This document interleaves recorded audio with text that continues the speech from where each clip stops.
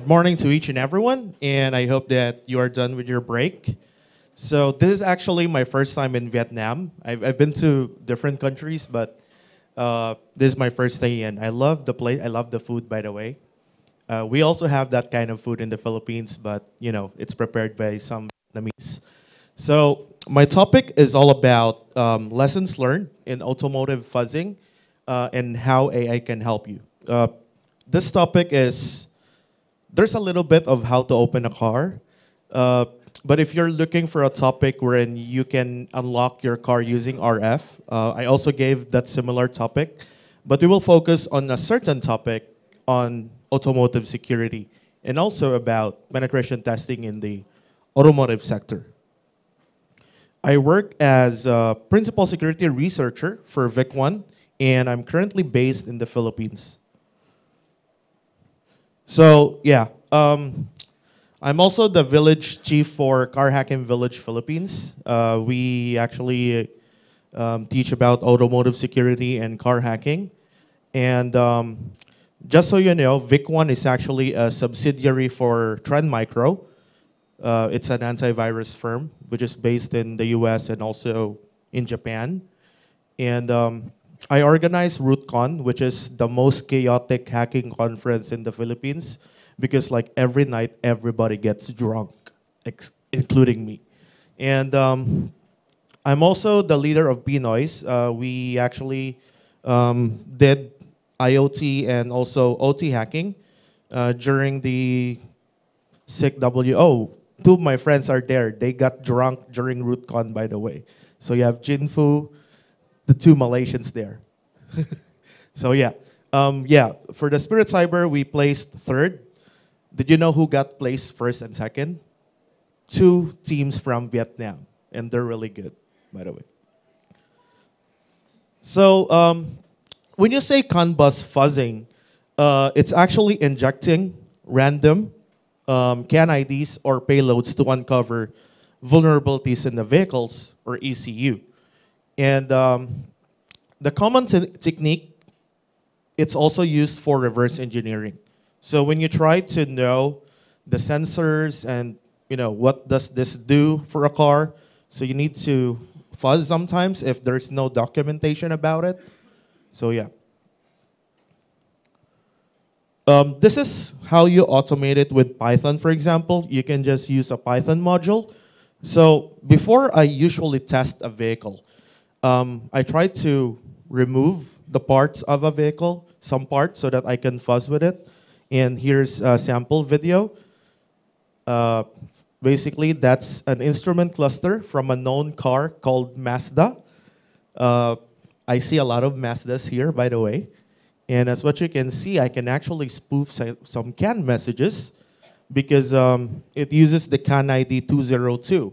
And yeah, you can fuzz everything. You can spoof that it's currently on break. You can also spoof if the mileage, which is illegal in other countries, if you try to, of course, fix the mileage with a different mileage, of course. So here's a sample code from the one that I made. You can use can dump, can zero to log everything, and then you can use the fuzzer that I have. This is a sample fuzzer that I did. It's open source. You can also use AI to find known CAN bus IDs so that you can actually fuzz a certain car. So these are an open source, awesome CAN IDs. Not all vehicles are actually recorded here. So that means sometimes you just need to reverse everything from scratch. Or you could also use AI to maybe get more information or parse some data about known CAN IDs. So in my case, when I tried to borrow my friend's car, which is a Chinese vehicle called BYD, I also see a BYD Geely running around in Vietnam. When I tried to plug it in, this is one of the tools that I used, by the way.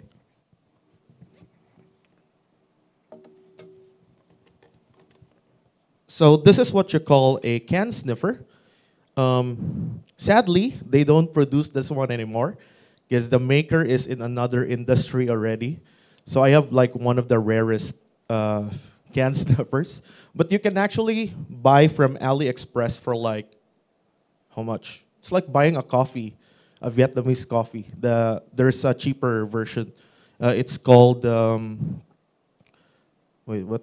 USB tin. Or you could also buy, as long as you type can sniffer on AliExpress, and you should be able to find cheaper ones. So when I tried to insert that one in this one, together with the connector to the CAN bus of the car, I don't see any CAN IDs. So I said, oh my God, what did I do? Why is it that I'm not seeing any CAN IDs? So what I did is I tried to fuzz, and right after that, the CAN IDs kept coming already. So, for example, because this is for Auto 3, there's information on what are the CAN IDs for Auto 3, right, for BYD. But for the vehicle that I tested, which is Sea Lion 6, I wasn't able to find any documentation on how it goes. So I tried some of these IDs. Some of these IDs work, so I can't disclose what are the vulnerabilities that I found, but we've already reported it to the proper authorities of BYD. So, yeah, like I said, if you ain't got time, like you got only 2 hours to do pen test, like, okay, do a pen test for 2 hours for a certain car. Ask AI, of course. You can use ChatGPT. Take, for example, a Mazda 3. I see a lot of Mazda 3s. So those are the CAN IDs that you can actually spoof from Mazda. In most cases, since 2018, most cars are protected with what they call as security gateway, or SGW. This happened because of FCA hacking, wherein Chris Velasek and Charlie Miller were able to bleed the brakes of a Jeep Cherokee. Mazda patched this in 2021, by the way. So if you find that these IDs work on a newer Mazda, then it's a vulnerability, of course. So this is a certain vulnerability of Ford that I found and disclosed. Who owns a Ford here? Okay, no, nobody. I don't own. I also borrowed that one. So the cars that I usually specialize because I own is Toyota. I own a Hilux, the ones used by terrorists in Afghanistan. Don't ask me why I want it. But, and also a Mazda. I own a Mazda.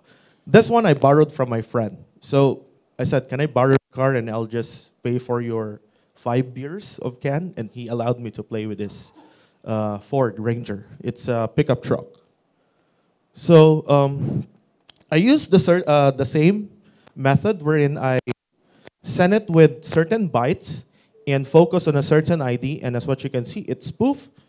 And also, it spoofed the cluster, and it should also reboot the infotainment system. Okay, wait, why it's that? Anyways, it's not there. I don't know why it's a different video, but it also reboots the infotainment. And did you know what else happened? It turned off the AC. So this is a vulnerability. For example, if you're in harsh countries, countries with harsh climate, and for example, if it's very cold. So imagine the trouble that you have if someone injects those messages in your vehicle. And another thing is if you reboot the infotainment and you can see the GPS location that you have. So it's a violation of ISO 21434. So here's another tip that I do. I usually put a buffer in my fuzzing, like 50 messages or 100 loops of message. The problem is that I encountered with that one is sometimes it locks me out, so I need to plug in my can sniffer and put it back again. And then I use an open source tool called Carrying Caribou. So this one is a Carrying Caribou tool, which allows me to ask a seed key from a car.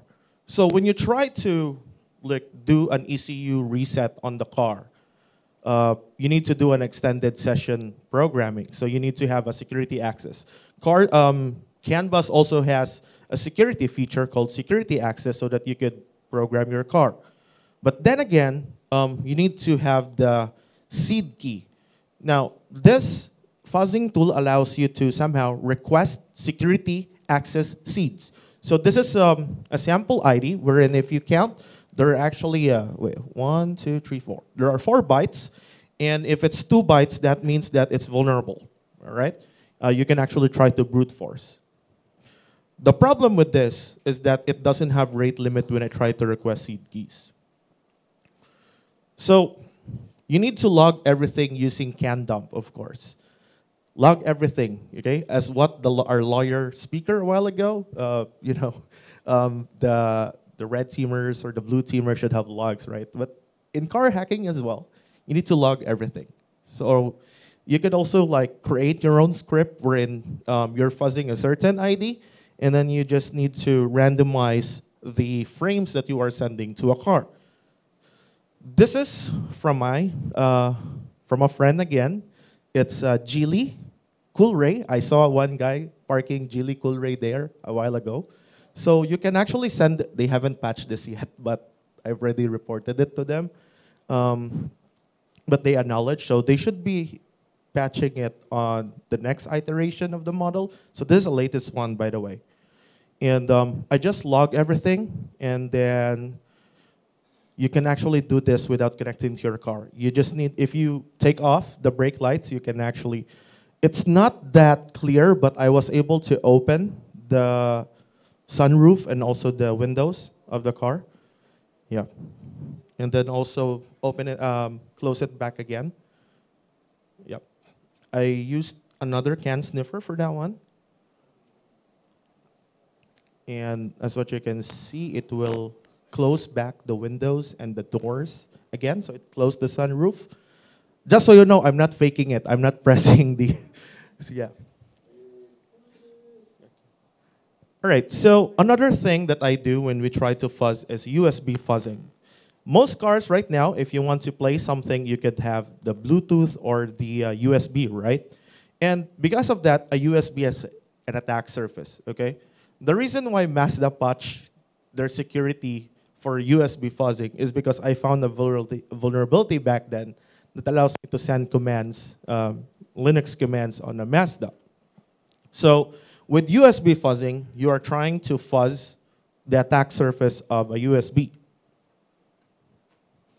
So these are some of the tools that I used. You could actually use GreatFET1, Syntheon, or a Raspberry Pi, because Raspberry Pi allows you to do OTG, right? And these are the libraries that I used. I use Face Dancer. There's also a hardware called Face Dancer 21, but it's obsolete right now. You have the UMAP, which actually needs the Face Dancer hardware.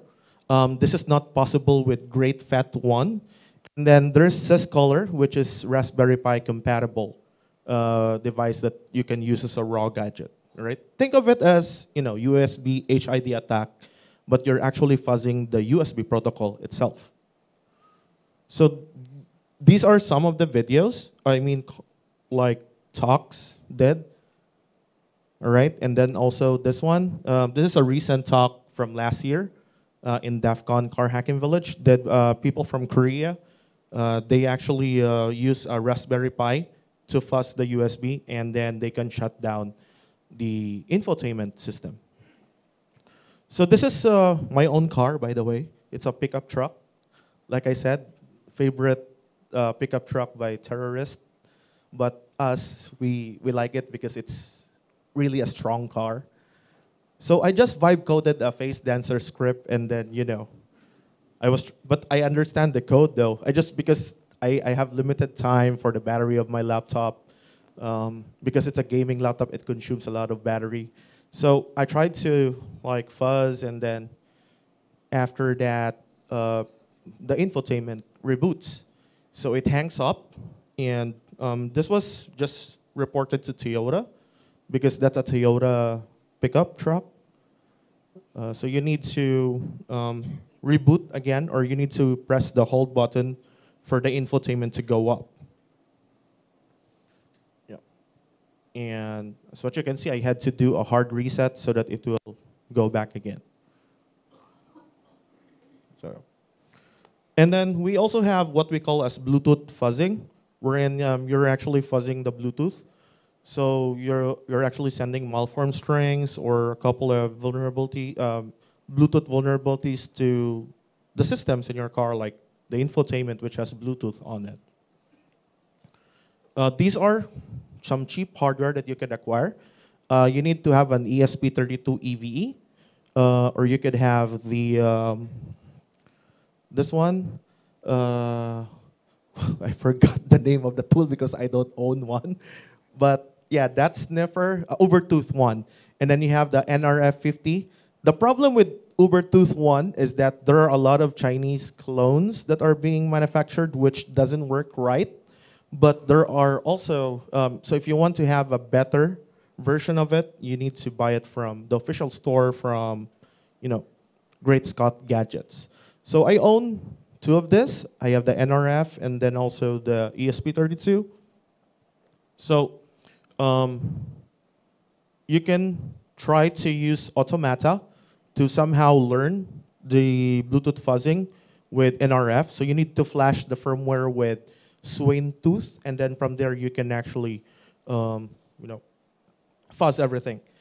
You could also try it if you don't want to try it in a car. You could also do it with other Bluetooth devices like your watch. So yeah, that's my Flipper Zero. I always bring my Flipper Zero when I travel, but I don't, hack with it. So it's because I want to, discover Bluetooth scanners and also to replicate RF attacks. Well, in this case, I'm using an RF to fuzz my Flipper. Somehow, it's not vulnerable to fuzzing. So, but it's a good way to, maybe you can find some vulnerabilities in the Bluetooth. And then this is the Swaintooth firmware. The only problem that you have is the current repo that it has Python 2 scripts. So you need to use a virtual environment so that you could actually run the scripts. Just for that one, I discovered another vulnerability in one of the cars from Mazda because it disconnects you when you try to fuzz using the Swaintooth firmware. So this is the sample POC of Bracktooth, for example. It's another Bluetooth vulnerability for fuzzing wherein you can actually reboot the firmware or hang up the device. This is an example of a picture that I have wherein I was able to, so this is the ESP32 EVSE that allows me to somehow fuzz the IPTV, and the IPTV, while I'm watching TV, it reboots as well. And then I didn't use it, but I found it anyway that there's a BLE GAT fuzzing by Quark's Lab. It relies on WAD framework, and you need to have Ubertooth 1 for you to work with it good. So this is the installation. Because I don't have a lot of time, so I just need to go through on this one. So this is another very famous attack in Bluetooth vulnerability, wherein if you name your phone, sometimes, if you name your phone with malformed strings and then you connect to your car, sometimes it actually crashes your infotainment system. It works with the BMW 330i. With Toyota, I was able to try it, but it doesn't work. But for in one of the car hacking bug bashes that I had as a triager, I witnessed an infotainment that spits out some registry or memory address because we sent this malformed strings on the IVI. So yeah. Another thing is, this is not RF fuzzing for the keys.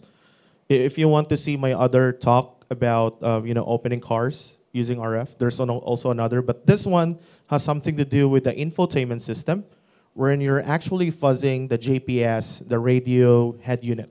So if you send malformed strings on the radio head unit using Python, that communicates with the radio station, or this is, by the way, illegal in Vietnam if you do this. So make sure that you do this in an RF chamber. So take, for example, if you want to like overpower the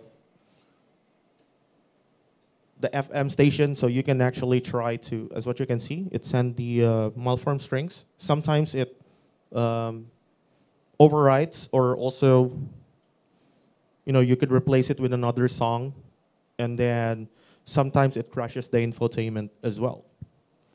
Now, with all the fuzzing attacks that we did, what are the devices that we used? We have HackRF or any SDR devices, and then you can actually automate those with AI as well. I've recently used Cloud Desktop. Who uses Cloud Desktop here? Okay, that's good. So if you actually activate Cloud Desktop with MCP Toolkit, you can just prompt it and say, hey, scan CAN0 to do an ECU hard reset, do extended session programming in the car. I want you to create a DOS attack on the CAN bus that sends 000. So you can instruct it to do like that. So this is, for example, oh wait, why is it not working? So take, for example, if you have this workflow of fuzzing the CAN bus, you are actually, this is the diagnostic session control. This is the request that you did, and this is the reply from the car. So imagine if your workflow on an AI is that you automate everything from here. So you got a positive response, for example, for ECU reset. During my time with BugCrowd, so I used to work as a triager for automotive security bugs. We rewarded someone with $25,000 US just for finding that kind of bug. Being able to send ECU reset from the ready side of the CAN bus. So imagine if you actually automate this and put it on a YAML configuration file. You can do a lot of things with fuzzing, really. And then, as what you can see on the last one, that's clearing the diagnostic information, or clear the diagnostic trouble codes in the car. That's also one of the attacks that's being shown here. Yep. And then you could also make it learn the algorithm of the car. Your cars don't have this kind of algorithm. This is just an example. So we actually simulated this on an environment called RAM-N, which I'll be showing later on. So take, for example, you will try to request a seed and then was able to get the key, so you could do extended session programming on a car. Yeah. So it calculates the SOAR algorithm with 1, 2, 3, 4, 5, 6, 7, 8, and voila, you unlock the extended session programming. There's also a good tool called Car Learning to Act. We have this simulation, Carla. So it's an open source autonomous driving simulator built on Unreal Engine. So we gave a talk about this during ROOTCON. I think it's going to explode. So yeah, this is RAM-N, by the way. So we have two devices like this. This is it contains 4 ECUs, or the engine control unit, and then you can hook it up with Carla so that you can actually simulate autopilot from a car. And this was originally developed by Toyota. It's open source. I mean the RAM-N, but the Carla is from another group.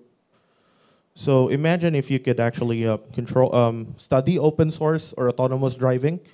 It's fun, right? And then you can start fuzzing as well. So now imagine if you add MCP Toolkit to do attacks on the autonomous driving. So it will be fun, but unsafe. So you need to use in a controlled environment. So right now, I'm open for questions, by the way.